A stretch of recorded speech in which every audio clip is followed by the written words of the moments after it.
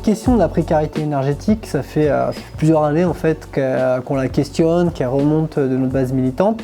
Les échos qu'on avait, c'est qu'il y a plein d'aides qui existent, mais que les gens sont un peu perdus. Quand on a du mal à payer sa facture d'énergie à la fin du mois, on n'a pas forcément le temps pour essayer de comprendre les aides possibles, quoi.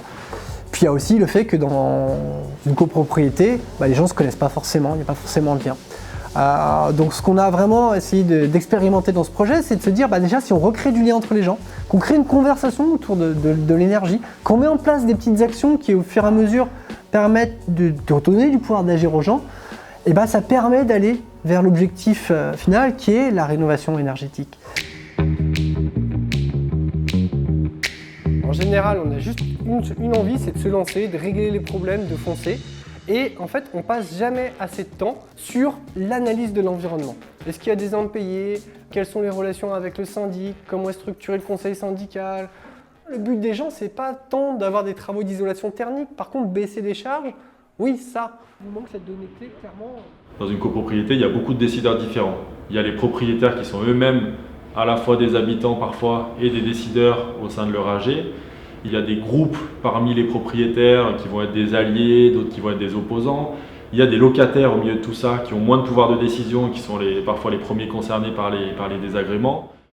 Vous, c'est quelque chose qui vous pensez que ça peut être utile, ça, d'aller voir les autres locataires, les autres propriétaires et de se mettre ensemble pour discuter?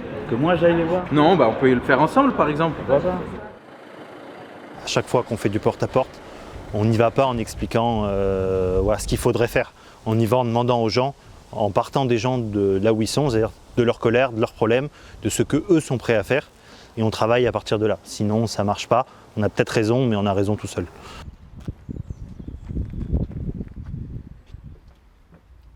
Toi, ça fait combien de temps que tu habites ici? Moi, ça fait 16 ans. 16 ans. Exactement. Ouais. Mais bon, comme je te dis, moi, je serais propriétaire, je ferais l'isolation, je ferais tout ce qu'il y a à faire. Mais là, je ne suis pas propriétaire. Il faut isoler par l'extérieur. Ouais. D'abord, regarde les fissures. La fissure que j'ai, moi, au niveau de la fenêtre extérieure, ça, c'est un filtre. Donc, j'ai retapissé. Ça ne se voit pas, c'est propre. Mais sinon, ça fait tout moisi. Alors... On va faire ce que je disais tout à l'heure, on va essayer de, ce dont on a déjà parlé, de faire un vrai plan d'action.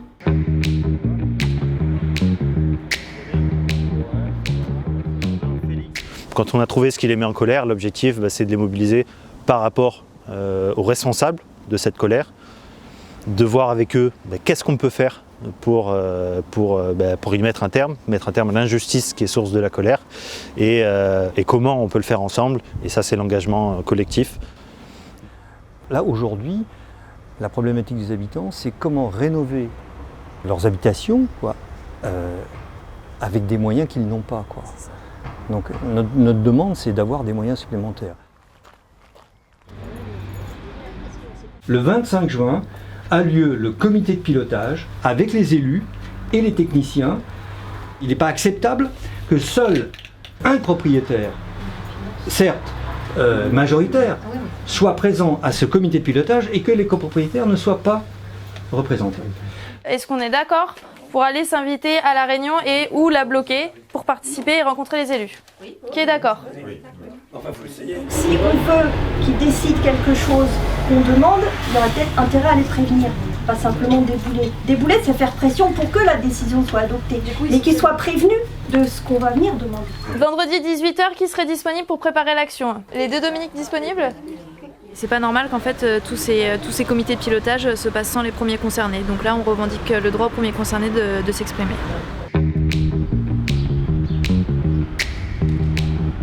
Ils sont assez étonnés de nous voir arriver. On voit sur leur mine qu'au début, ils avaient affaire à 2 personnes. Là, ils envoient 10 débarquer. Ça fait un peu bizarre. L'effet de surprise a plutôt bien fonctionné. Mais en quoi notre présence vous dérange? Finalement, on décide de sortir avec 2 garanties qui nous envoient le compte-rendu de la réunion et qui fassent comme une réunion publique dans le quartier. Le but du temps de ce soir, c'est de faire connaissance, c'est d'avoir un moment de convivialité ensemble. Les réunions, c'est important, mais c'est aussi important qu'on partage un verre, un repas, qu'on apprenne à se connaître.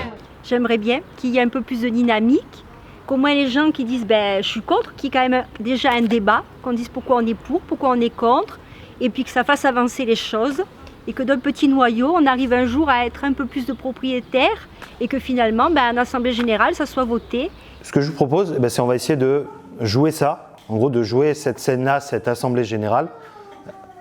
Donc apparemment, il y a un petit groupuscule de copropriétaires qui sont engagés dans quelque chose qui, moi, me semble assez abstrait, mais qui ont voulu prendre la parole aujourd'hui, donc on va leur laisser la parole. Ces appartements ne sont pas isolés. Ils ne sont pas isolés, la chaleur s'échappe pas tous, par les murs et je finis, hein, et vous pouvez réagir. Vous pouvez réagir après. Moi je les ai fait les travaux à la maison. J'ai fait l'isolation intérieure. Et donc alors vous allez demander en plus que je fasse l'isolation extérieure. Ben oui, parce que les murs à l'extérieur, ils sont devenus poreux. Ce qui fait que l'isolation à l'intérieur est en train de pourrir. En termes d'évolution de chacun, tant sur la confiance en soi, le discours, j'ai vu vraiment au fil des mois les gens se transformer. J'ai l'impression qu'il y a une dynamique qui tend vers la continuité de ce petit groupe, la constitution d'une association par exemple des habitants. On s'est mobilisé au mois de juin parce que dans le cadre de l'ANRU, la mairie a voulu refaire les plans du quartier et du coup démolir notre immeuble qui était très dégradé. La mairie a envoyé des questionnaires. L'Alliance citoyenne nous a permis d'avoir une stratégie de mobilisation. Donc on a fait du porte-à-porte. On a réuni tous les questionnaires, on s'est réunis avec près d'une quarantaine de personnes. On est venu à la régie du quartier leur déposer les questionnaires massivement en leur apportant la réponse que nous voulons sauvegarder notre copropriété et nos logements. Je pense que déjà ce qu'on a fait, les gens sont capables maintenant de le reproduire, d'aller faire du porte-à-porte, d'organiser des réunions sans l'aide de l'Alliance citoyenne et on va continuer à les former, ils sont preneurs de ça.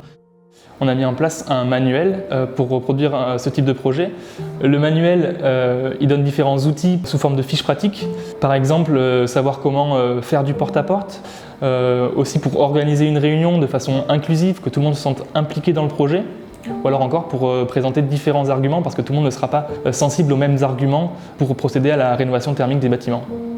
Il faut arriver à faire en sorte que ce qu'on a fait en accompagnant quelques groupes d'habitants, on change d'échelle, que demain ce ne soit pas simplement à Aubervilliers, à Grenoble et à Ganges, mais que ce soit dans toutes les communes de France, en particulier dans les grandes villes où on sait qu'il y a de nombreuses copropriétés dégradées, qu'on ait des personnes qui font de l'accompagnement collectif des copropriétaires.